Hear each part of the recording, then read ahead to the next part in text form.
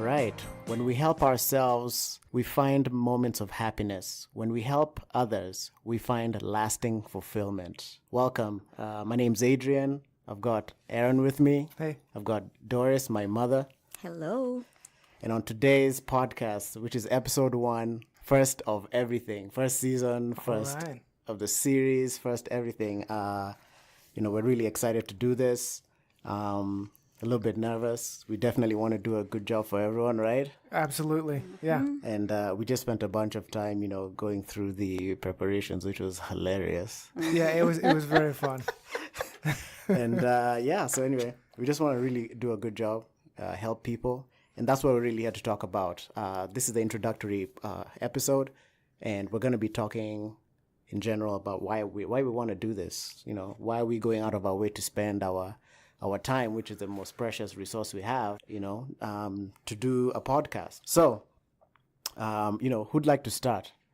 Give us a story, man. I'll start. Well, first of all, my name is Aaron, and welcome to everyone that's listening. Thank you very much. So what we're going to talk about today, like Adrian said, was, why we're doing this. And so each of us, we sat down and we thought about why. And one of the interesting things about Adrian that you'll come to find is that, for him, things are about why you're doing them. It's not the end result. It's about what you're doing. And he really got me to think about that. And so what I came up with was, sort of a summation about who I am. And the interesting thing is that it focuses in on what I've always been interested in, which is living your best life. So for me, I've always wanted to understand what the world is, how it works, who we are, what we are, where we're going. However, those are very large questions. Yeah.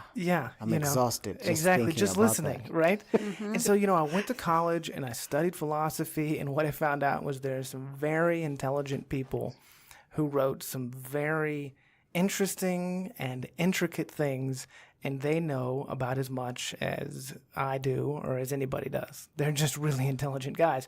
No one has actually figured those questions out. So what I finally had to focus in on after my personal journey of depression and addiction and recovery, which we'll cover in more detail later, was I can't really figure all that stuff out, and nor do I think you're supposed to. Life is for living.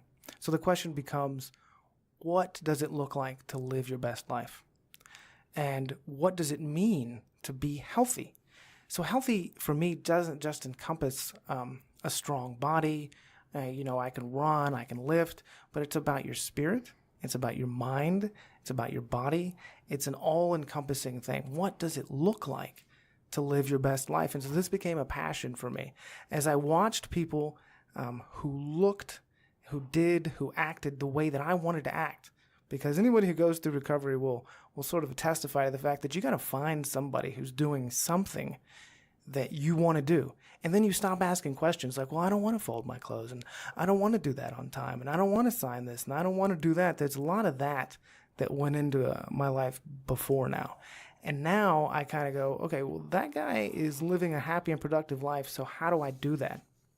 And so that's what health is for me, and that's what this podcast is for me. As I explore what it means to be healthy, what it means to live my best life, I want to share that with others because I know that there's a lot of people taking the same journey. We see so many things on the news. We see so many things on the internet. Eggs are healthy. Eggs aren't healthy. Exercise in the morning. No exercise in the evening. Don't do this. Don't do that. What are the questions, first of all, and then what are the answers? And I don't know that my answer is the answer for everyone.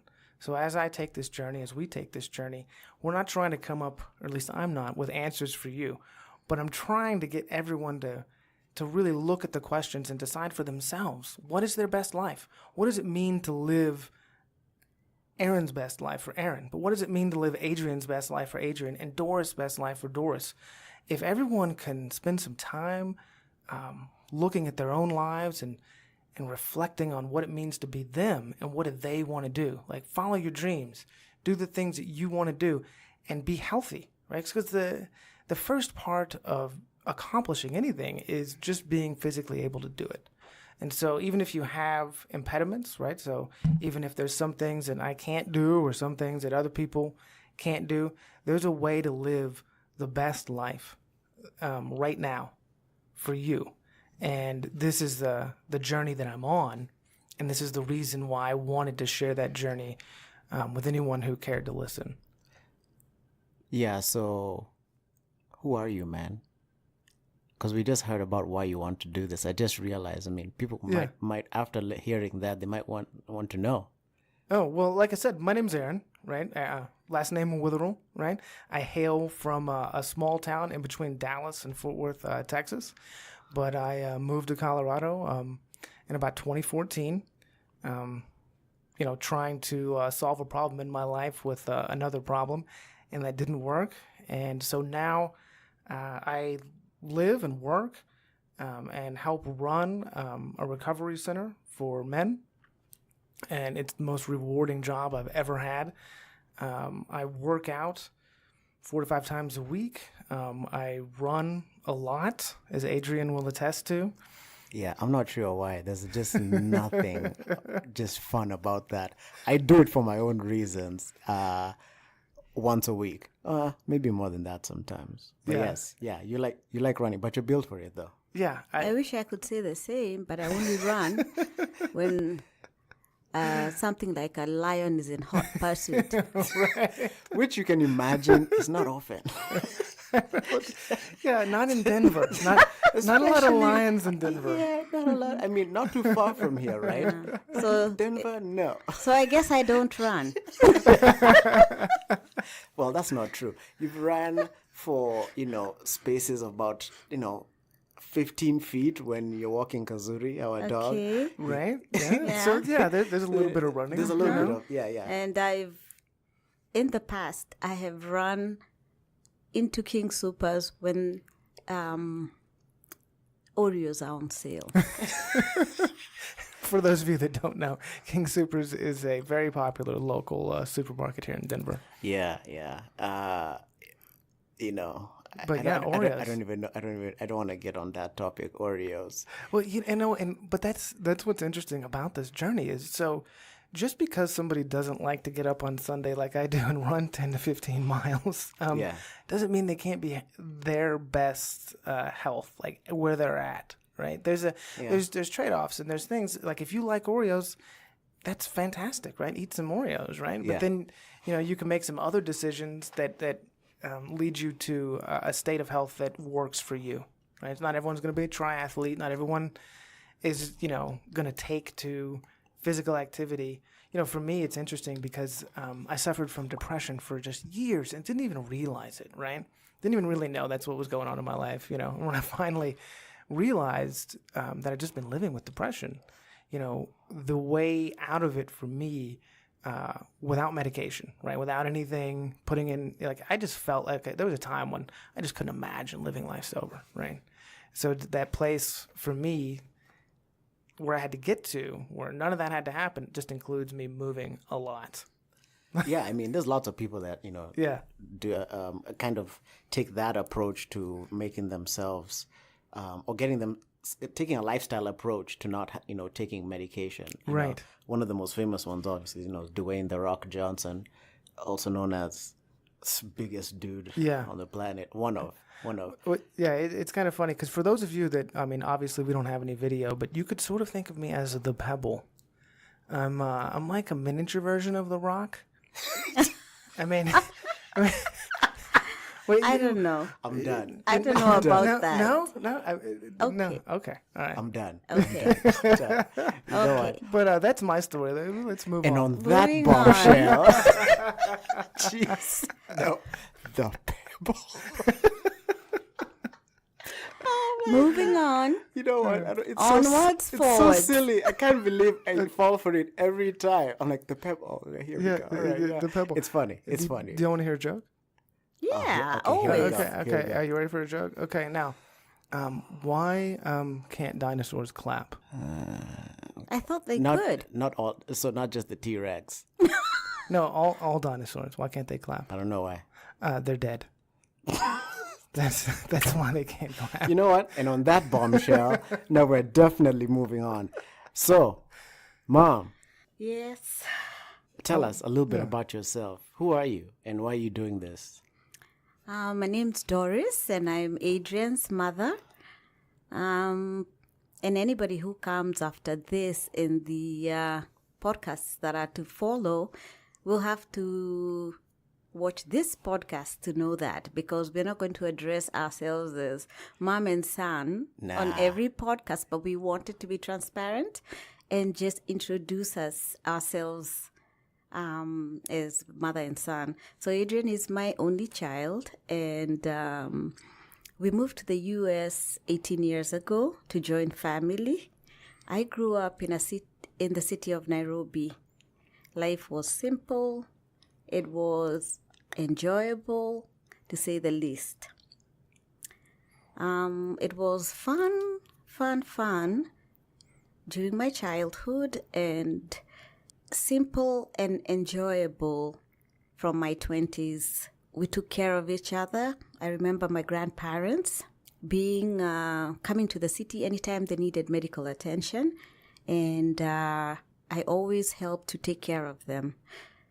And the reason I'm doing this podcast is because of how simple life can be, and how fun and enjoyable life can be when you remove words like busy, overtime, organic.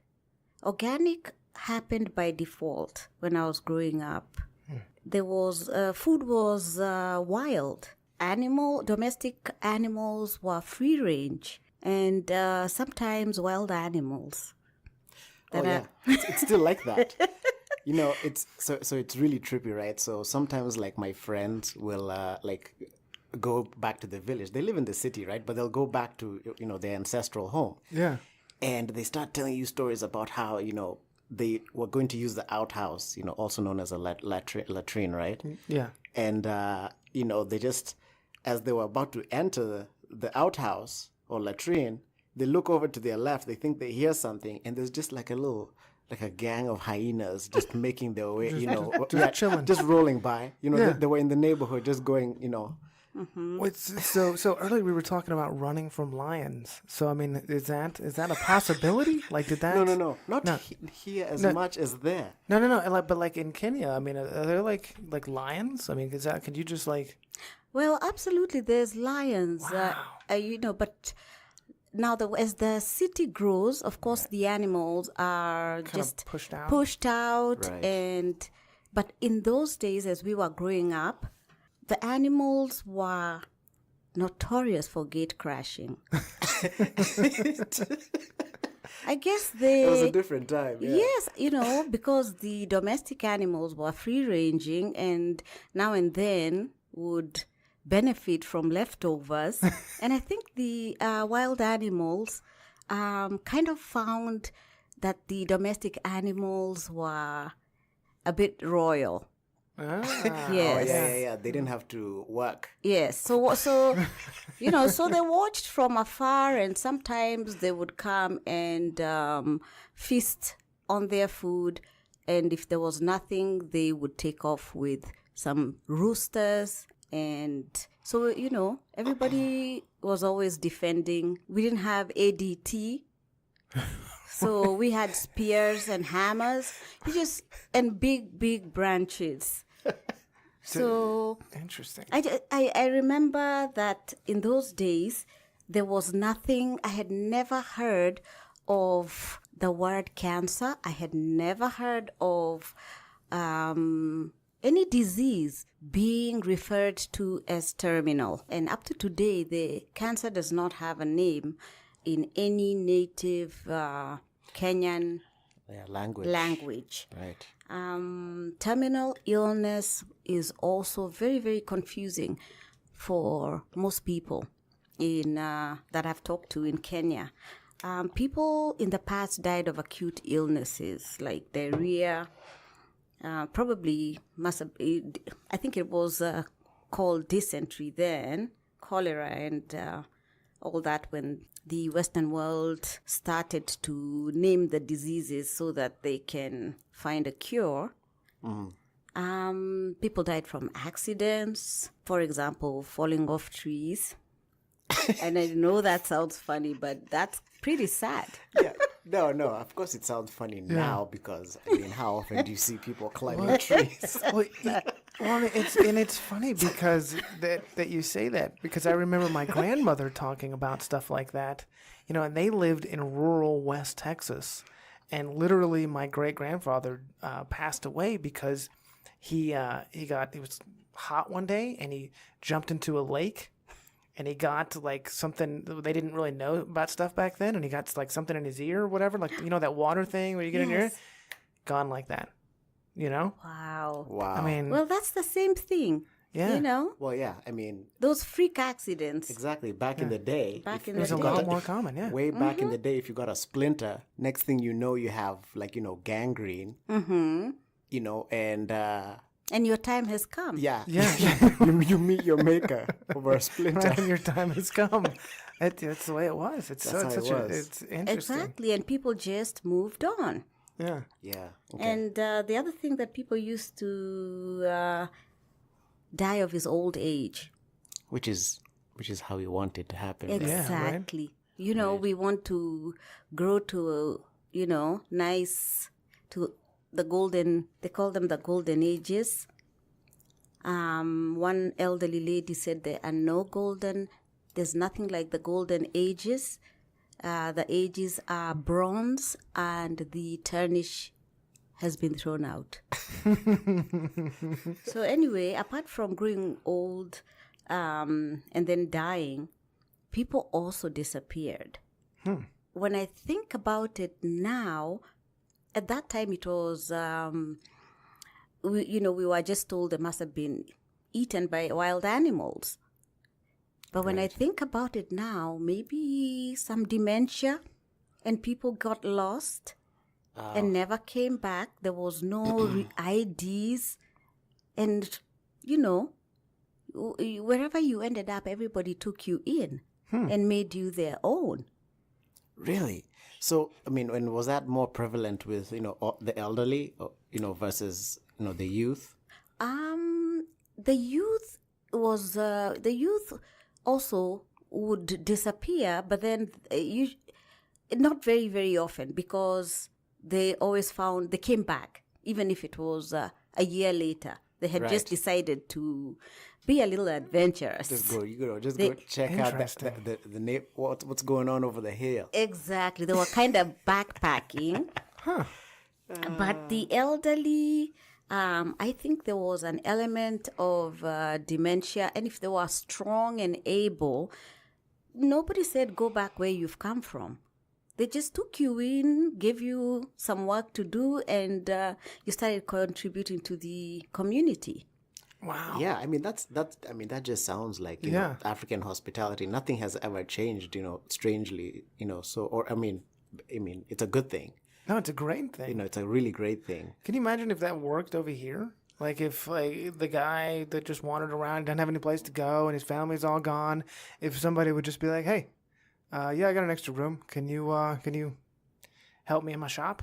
And you're like, "Yeah. So here's a job and here's a little mat for you to live on. Here's some food. You'll be all right." And then it would like end homelessness. Exactly. And you just, okay, you seem strong. So while we are at work, you can clean the house and just prepare dinner for us. Right. They just found a way to, for you to join the community. To contribute. Exactly. Yeah. Yeah, exactly. Right. Wow. Exactly. Because everyone has a role. That's cool. And that's why simplicity is it's invaluable. And nowadays things are so complicated. There's people, is it lost and found? No. Lost posters of the lost, what is it? Oh yeah, the missing. The missing. yeah. The missing. Because with in today's world, if you're missing, it's assumed that you're in grave danger. True.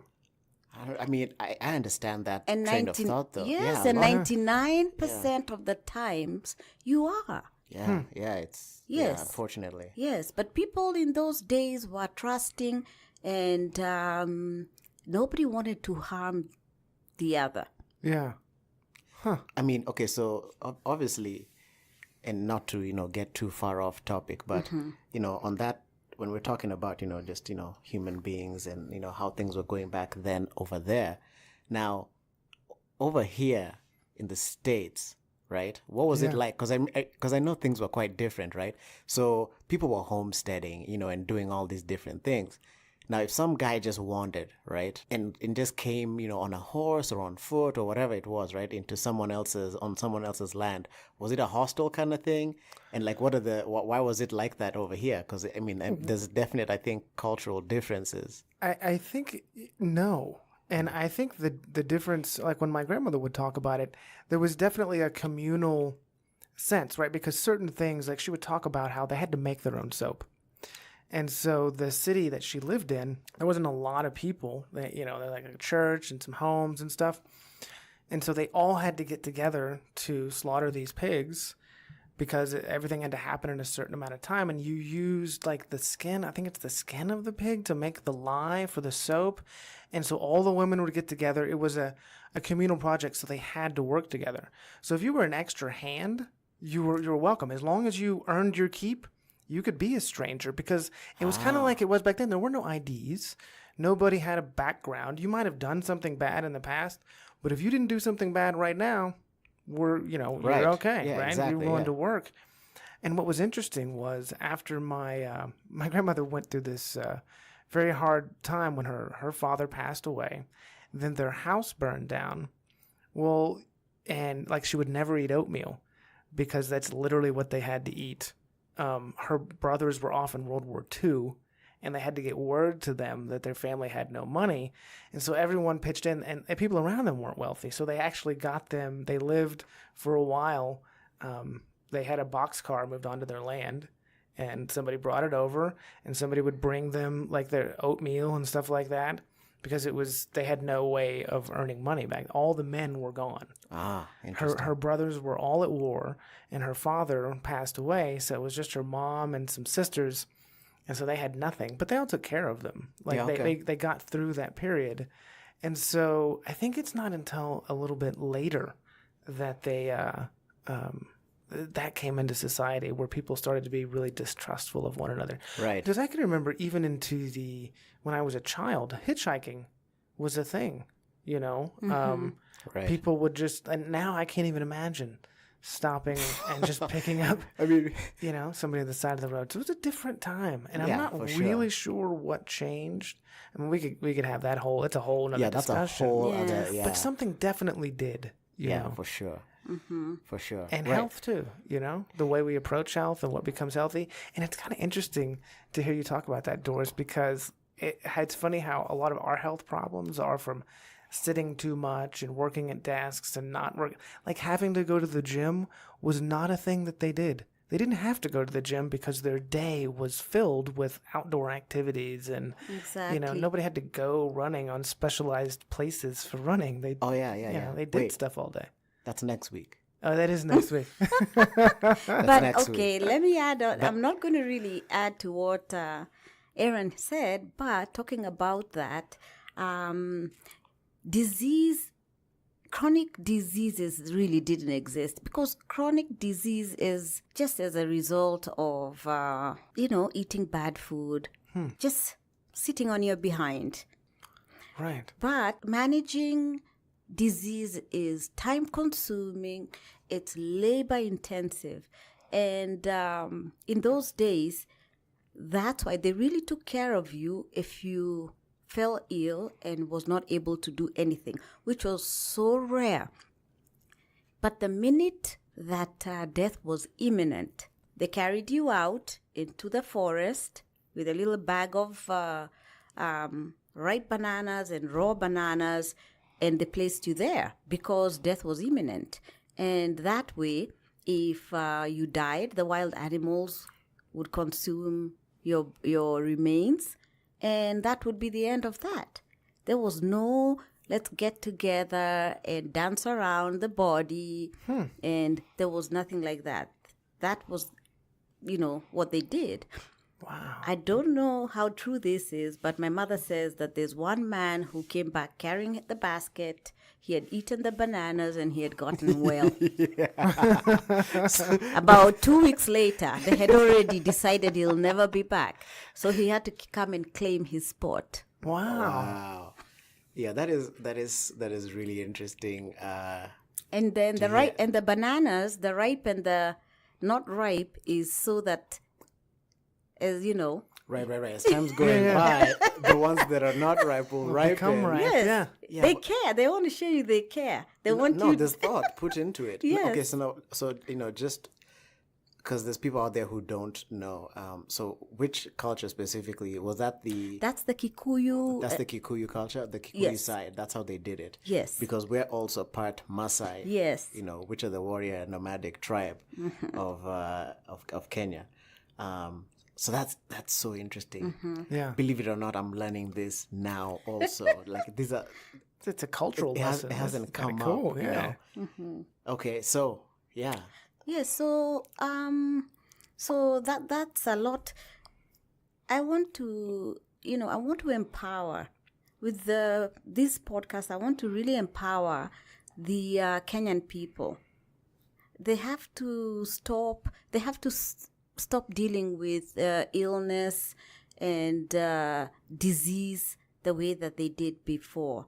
They must be, accept to be educated, and they have to be ready. They have to be ready, and after being ready, they have to start being proactive, and because cancer is real, and the doctors need to work together with the family. The doctors are held in high regard, where, if the doctor says you're going to die tomorrow at 2:15, then that's when you sit down and you wait to die. So they have to know that they have power. And education is power. Absolutely. And that's my main goal for these podcasts, because I saw it hit close to home when my father got cancer. He's now passed on. He was blessed enough to have a lot of support, because I'm a registered nurse and we have other nurses in the family, and And doctors. and doctors. So he was really, every step of the journey.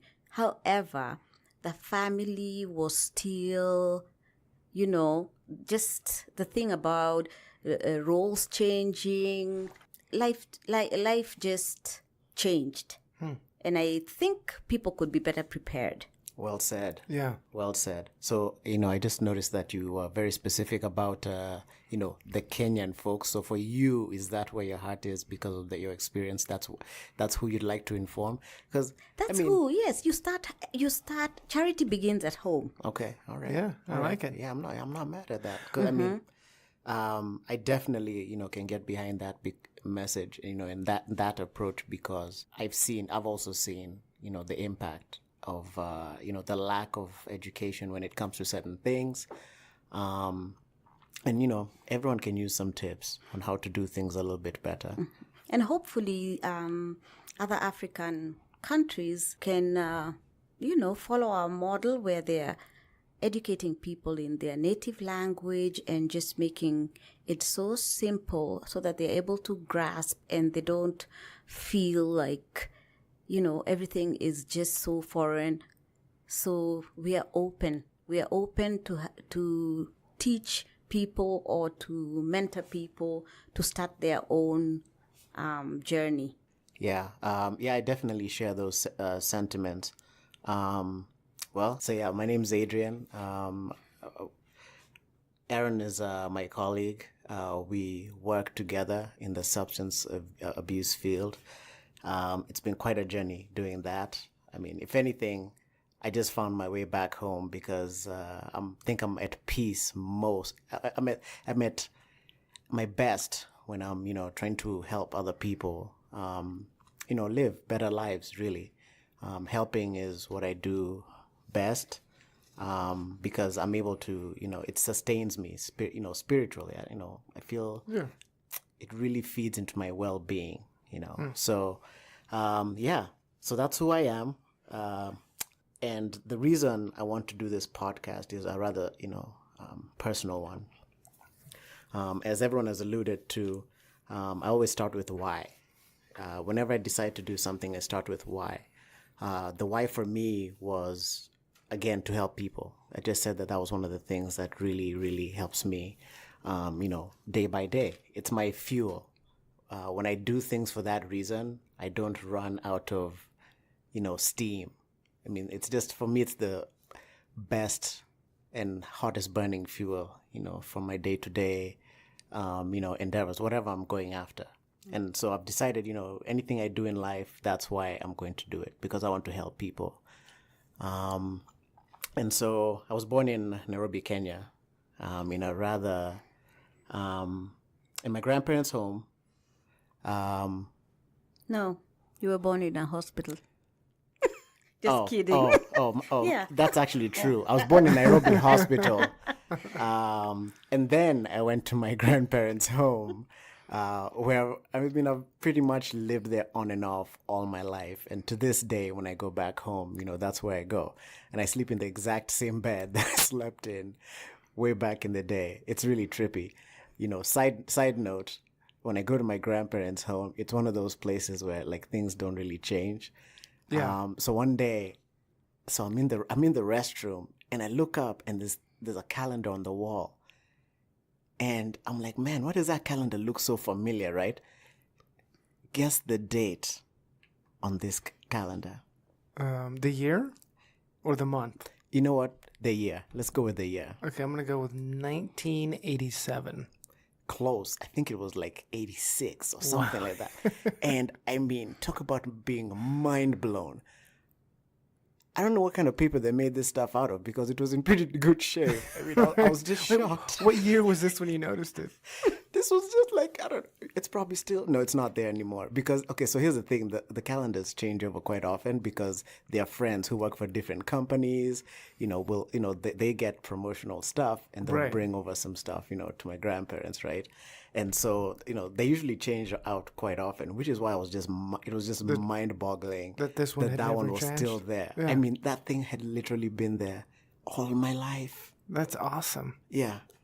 So anyway. Yeah, I think that it was probably made of super organic plus wood. Oh, the yeah. paper. Oh yeah. Oh, no, yeah, no, that was that the homegrown. OG. Yeah. OG Yes. paper, man. Some of the best stock in the land. Mm-hmm. So anyway, yeah. So I was born and raised in this home, really modest home in an area where I grew up with people that that actually grew up in the nearby slum, and having been raised by my grandparents, the kind of morals and values that they instilled in me made it to where I really never even noticed the difference between myself and these kids that lived in abject poverty sometimes. We just used to roll. We were a crew. Right. And so my grandpa was really my best friend. We just used to, we were just thick as thieves, man. One of my favorite things was to sit down and watch wrestling with my grandpa. And let me tell you something. I don't know which was more interesting, watching the wrestling or watching the look on his face and his excitement at what was happening. And, the thing is, it's so cool to watch he genuinely loved this stuff, because all the way up until the end before he died, every day he'd sit there when wrestling came on. Still watch the wrestling. Same look on his face and reactions. That's awesome. And I actually have a video that I had to take, because I just remember sitting there thinking to myself, man, I was knee-high years and years ago, sitting right next to him, doing the same thing, Right. And so when I realized what was happening, I was like, I have to capture this moment, right? And so I, took a little selfie video, and I was actually looking at it the other day. It was really cool to see. Yeah, that sounds cool. Can I just ask for a question? So is this like American wrestling, or is This is Kenyan? WWF, bro. Okay, so this is like the same wrestling. Bret the Hitman Hart, and and the gang, man. Yeah. I have a similar experience with my stepdad, but I was just wondering, because I was just imagining like homegrown, like Kenyan wrestling. If there was like a whole thing going on over there, just like there is here. No, not really. But it's okay in some cultures, like wrestling, especially in like some warrior tribes. It's a thing, right? You know, that's how they. But it's different wrestling, right? It's more like Greco-Roman type, like real wrestling. Yes, not. Yes, it's more not that the production value. Ric Flair, you know. It's Mean Gene's not, Right. maybe they had their version of Mean Gene, but no, Mean Gene was not around, What was that guy's name? Which one? It's like the cream on the coffee. Oh, the cream in the crop. Yeah. Macho Man. Macho Man, Randy Savage. Oh my goodness, Let me I'm tell lost. you something. That dude, I'm surprised he didn't have an aneurysm. Yeah, we just got sidetracked. I'm anyway, sorry. the complete. Don't mention Macho Man. Okay, that's what happens.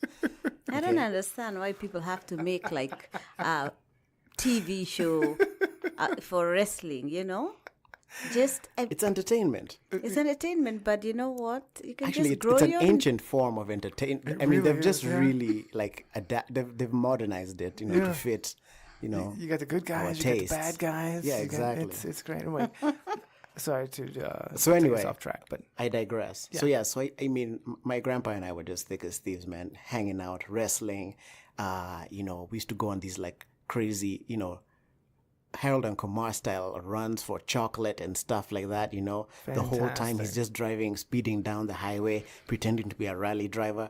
All of these things he's doing for my amusement. But I mean, he's having a lot of fun. I'm looking at him, I can tell. Patrick Njiru. Patrick Njiru is his name. It's very sad that they don't do the rally anymore in Kenya. I don't think they do it anymore. It's sad. But anyway, so that was our relationship, and my grandma was very much a part of that, but she was, I think she was definitely the disciplinarian, because I mean, when it came to my grandpa, I could do no wrong, pretty much. right. Yeah. So a few years ago, so let's say, when was it? It was about 5.5 years ago. He was diagnosed with throat cancer. And I actually didn't find out for the first year. It took until a little bit after that for me to find out because, I was being shielded by those in my family. I'm not sure why, because it's the culture. The women just protect the kids from traumatic things like those. Interesting. At this point, I am accepting of that fact, although, we're in America now. So, either way you slice it, there was no ill will really. Yes. But I definitely feel like, it's important to let people, make decisions like that for themselves, though. I agree with you. I definitely agree with you. But sometimes I'm overtaken by that just inbred thing about me that The protective quality. yes, that comes naturally. It's all that's and I get that. That's why it's not like I've really You're not mad. I'm not mad. I ain't mad at you. You know what I'm saying? I ain't mad at you. So anyway, so he got diagnosed with throat cancer. It was kind of a blow because I mean, how do you really deal with getting the news that someone that you're that close to has cancer? Now, it's not like I gave him a death sentence. I mean, that definitely wasn't it. And for all intensive purposes, if you knew how tight we were, I mean, I looked at him. If I didn't believe in a higher power greater than myself, Right. Or something greater than all of us that exist, the universe, whatever it is, Sure. then he would be, I mean, like a god to me. I mean, that's just how it was. I mean, that's how I viewed him. Yeah. So I think also in the back of my head, I was like, man, he'd be all right. Yeah, it can't happen. Right? Yeah. I mean, man, they can't get him. How silly, Yeah. And No, yeah. but I mean, obviously, I took it seriously, right? And so, really, the whole experience that we had collectively, really is why I want to start this podcast. Because what happened over the next few years, from the time he was diagnosed, to especially, like right maybe to the halfway point, is we experienced this collective, realization that we were not prepared to deal with that happening. Our loved one, having a potentially terminal illness. First off, the people closest to him were affected. So my grandma and him, they were always together. There's nothing they didn't do together. So she was the only one that he trusted to take care of him. Okay. Now this had an effect. Obviously she was willing. That was like her favorite person, right? Yeah. So she was willing. So she took care of him, but that after a little while, we started to see the toll that was taking on her. Okay. And, that ended in, some depression, extreme feeling of like loneliness, because what happens is you get into this cycle where everything you're doing has to do with taking care. Yeah, I've been there. Of this person that you love. You're the caregiver, and everything else that existed in your life, in your world, it's just gone. Is still there, but because you love this person so much, that's what you're doing. You're taking care of them, and so I don't think a lot of people, no one sits around, okay, as we're Netflix, kicking it, we're not thinking about how in next week that could be our, reality. No, absolutely. Absolutely. You know what I'm saying? And so we went through all of these different things, all the decisions that had to be made about, this doctor, that doctor, let's do chemo, let's not do chemo, let's fly out of the country, let's get a second opinion. All of these things, no one trains you on how to do them. No.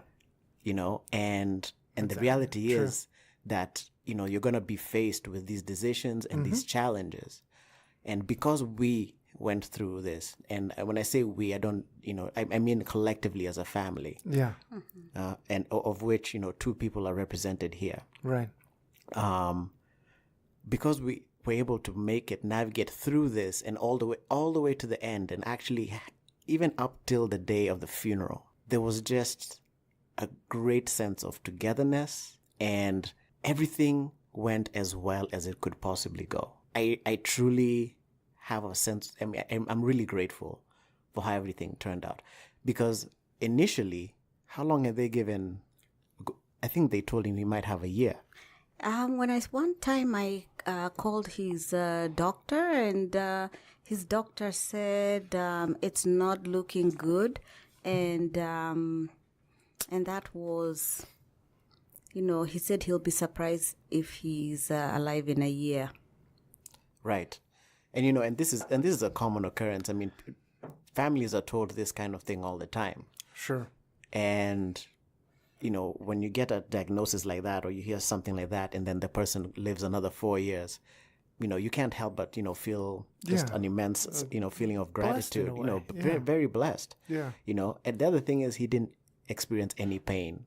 Yeah. And and that's something that we can't necessarily speak to, but if there's anyone who's listening to this podcast and they'd like to give us a story and like tell us a little bit about their experience, and if because we never got to experience someone my grandfather going through pain.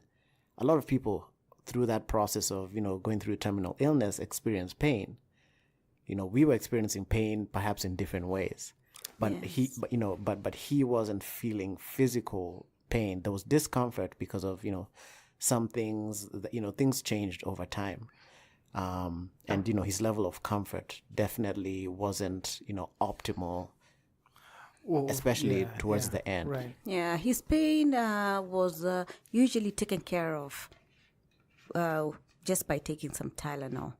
Right, which is like low grade, pain. We do that. You get a headache or something, something like that. You take Tylenol. So that's truly a blessing.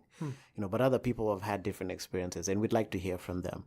And so the whole purpose of us doing this podcast, at least for me, was to really start the journey of empowering others, through information. Yeah, absolutely. And, which is exactly why, we have the people sitting in this room, sitting here.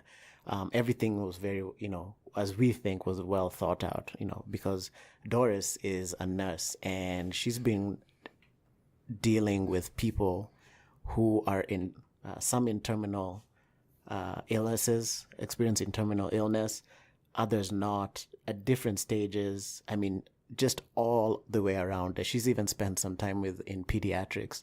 So, the wealth of experience that she brings as far as that goes, she can really, really be able to inform us, you and I, and all the other people out there on some steps, to take as a family or as a person or, a loved one, a friend, a sister, whatever it is. Yeah. If you're taking care of someone, you're going to be a lot more empowered to do so if you have some knowledge ahead of time. Yes. Absolutely. Because I experienced the same thing, and I'll talk more about it later, but I had to be a caregiver for a very close family member. And the way, like you said, I thought you put it very well, how 1 minute you're watching Netflix and going about your life, and the next thing, because somebody close to you is experiencing some health issue, you become the person that does everything, and everything else in your life is put on hold. And had there been like a podcast like this or a community that I knew that I could reach out to and at least just identify with, I think it would have changed my mindset enormously. So yeah, that's a great idea. Yeah, absolutely. And I like that word that you use, because it is going to become a community, with a community whose whole purpose is really, in the end, to teach one other person in their home, in their community, someone, pass on the information, get the information, pass it on. It's a collective effort. Right. And that way, we can really affect, some lasting and measurable, so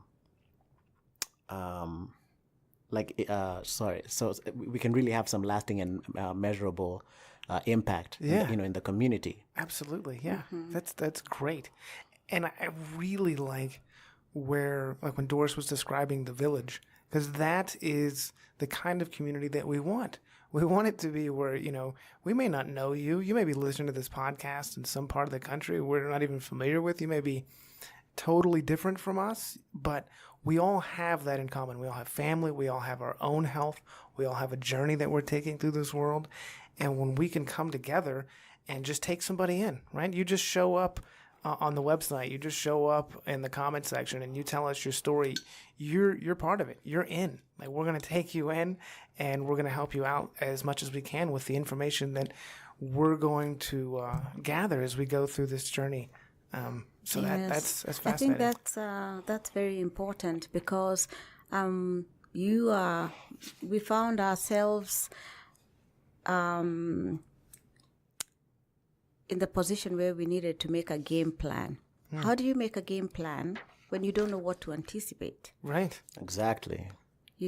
So it's just it's a terrible time for most people, especially when most of your energy is going to anticipatory grieving. Sure. Yeah.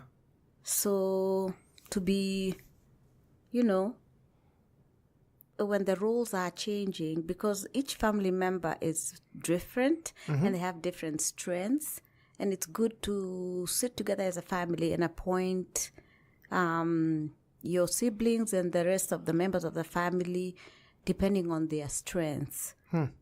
Yes. So we had that. My sister is very good at finances and coordinating doctors, because her husband had passed away from cancer.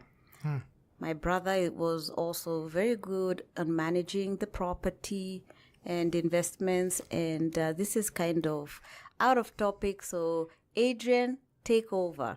No, man, it's not out of topic. I just wanted to give, know what? I really wanted to give a shout out to my Uncle G, man, Oh. and the rest of the family too, Yes. Hey, Bella. We love you very much, I mean, this is why we're doing this, really, because at the end of the day, it hits so close to home, right? And we're all human, we're all facing the same things, we, at the very root all we want as human beings is to have deep and meaningful connections, right? Absolutely. You know, and to be able to live well. Yeah. Now, of course, I also want to, buy another pair of sneakers. That's something I do. It's Some it's boots. a thing. Whatever.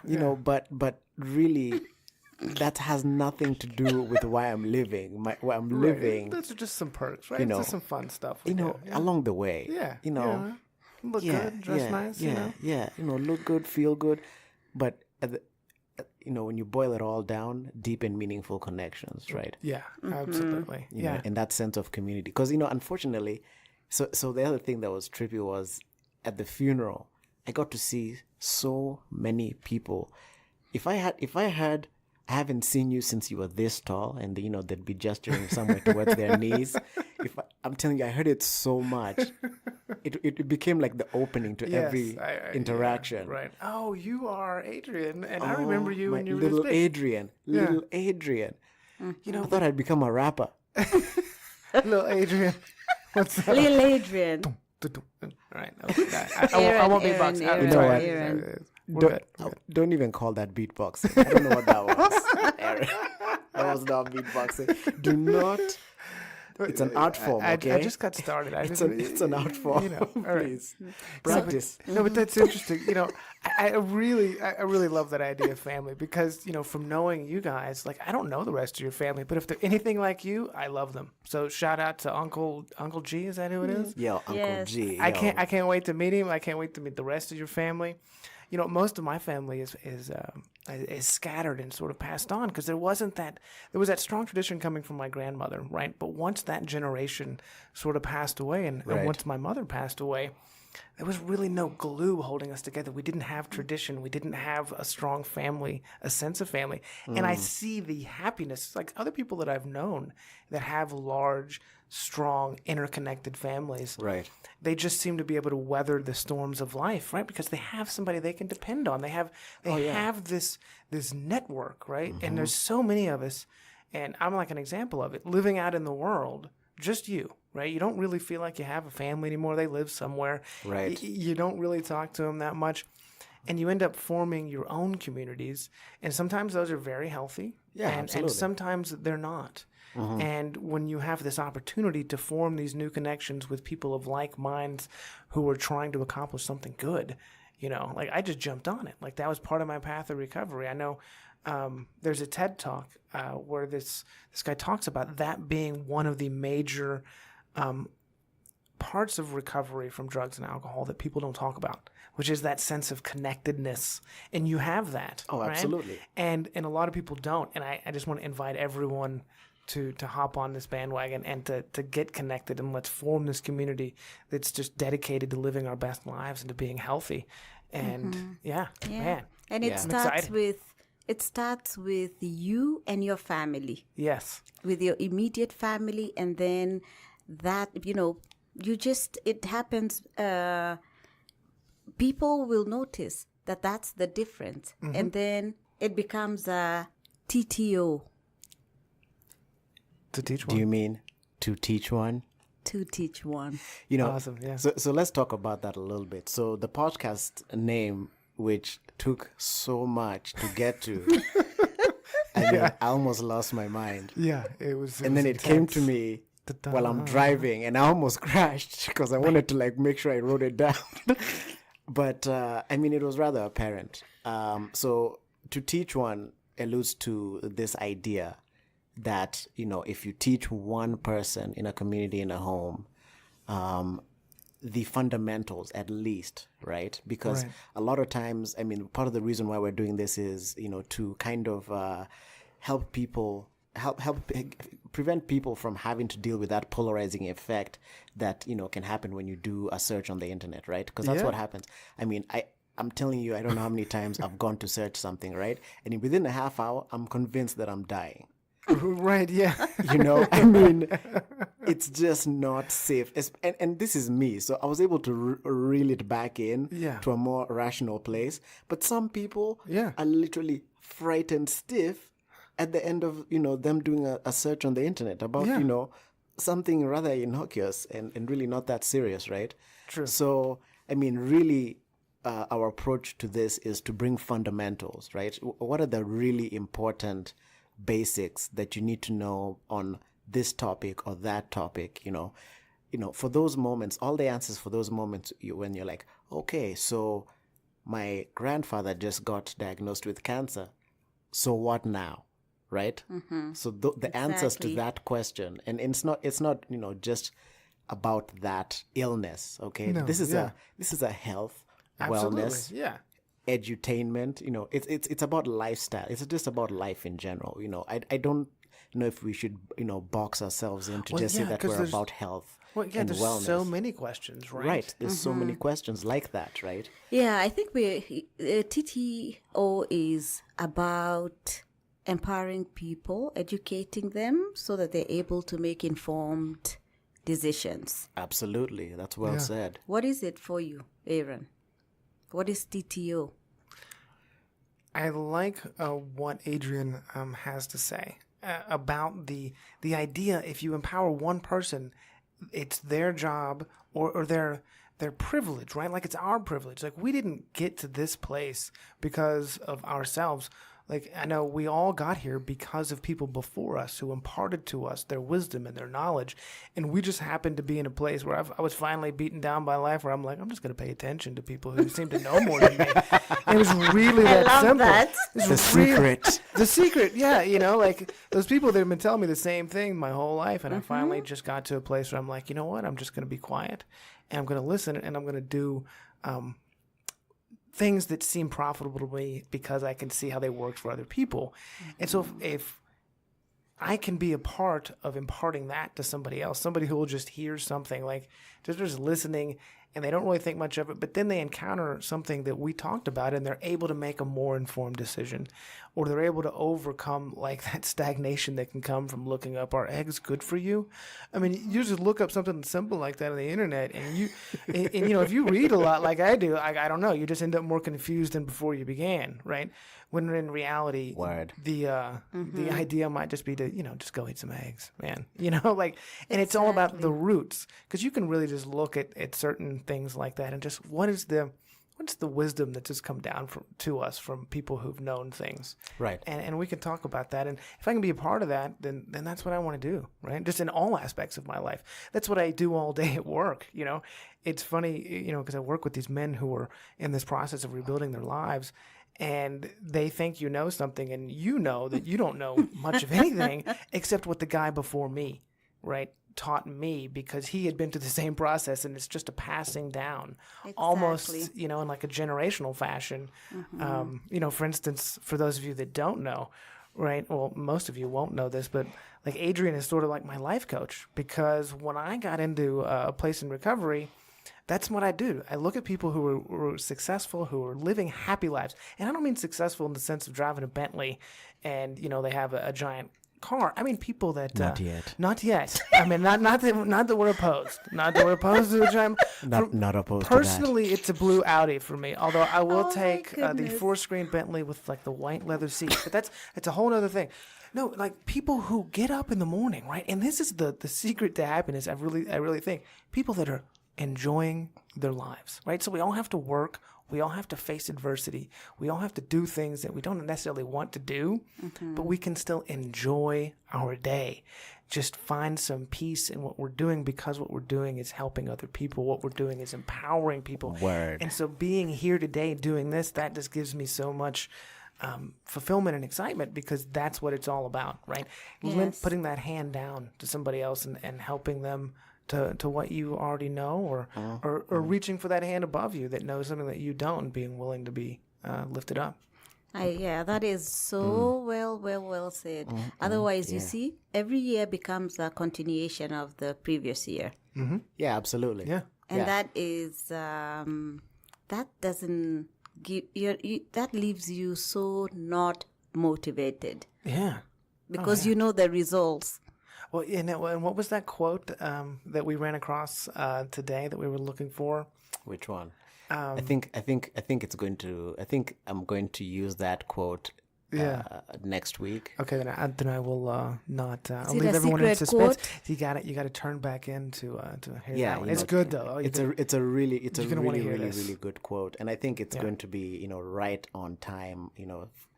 Based on where we're at. It's February now. Bam. If this year's anything like last year, we're gonna blink and it'll be December It'll be done, again. So We'll I blink think and we'll be 60. yeah, absolutely. So tune in to next week's podcast. Please do. Please do. And to hear the quote and to hear what we have to say. We have a lot more content coming. We're sincerely doing this, for the benefit of everyone. And if you hear something that you like, if you'd like to share some of your experience, because we're here to share all of our experience, strength, and hope with you guys, definitely pass it on to other people. Tell people about the podcast. Like us on our social media accounts. Follow us, if you wish. You can follow me at AD Githenji on Instagram and on Facebook. If you want to find our social media profiles, you can definitely find it on the website. Numeral 2, TEACH, numeral 1.com. .com. Yes, to Nice. teach one. To teach one. To teach one. Yeah. So Good. again, like, share, comment, subscribe. The next podcast is really going to be speaking on how you can really get a leg up, or how to get back on the saddle, take the challenge back on. Yeah. You can feel renewed. We're going to bring some tips, some suggestions. Absolutely, yeah. To be more specific, things about, nutrition, physical activity, self-care, really important things, things that'll help you, kind of take on this year. Because we're trying to get the Audi, the blue Audi. I don't know. But It's S7. I mean, if there's any donors out there, you really liked the first podcast, and you're like, this guy needs an Audi. I'm just saying, I live in Denver. I mean, you can find me on social media. My name is my Aaron, goodness. Aaron. Last name Witherell, Witherel. Find me on Facebook. I'll be happy. Maybe you got an extra Audi. I'm just saying. I'm just throwing it out there. or maybe the Audi wasn't for someone, and they're like, I need to give this to Aaron Yeah, because he likes absolutely. it. Maybe you don't like your new Audi, right? Yeah, well, that's what I'm saying. Oh, They yeah. didn't like theirs. So they were just like, Just bring it on over. I mean, I don't really need it. I live in the city, but it would be nice. I'd wash it and. He's lying. Lying. He wants it. Material possessions just really aren't my thing. Obviously we're so material. We're spending our own time to do all this, Right, yeah. at a cost that is, Wait, are you saying I'm not getting paid for this? I'm not getting paid for this. Of course, you're getting paid. You're being getting paid by love. Absolutely. Amen. Yo, it's yes, all that's what it is all about. It really is. It really is. all And love, blue baby. Audis. All right, man. All So, right, thank you guys. and on that bombshell, thank you for listening, and we'll see you next week. Bye bye. Kwaheri. Peace.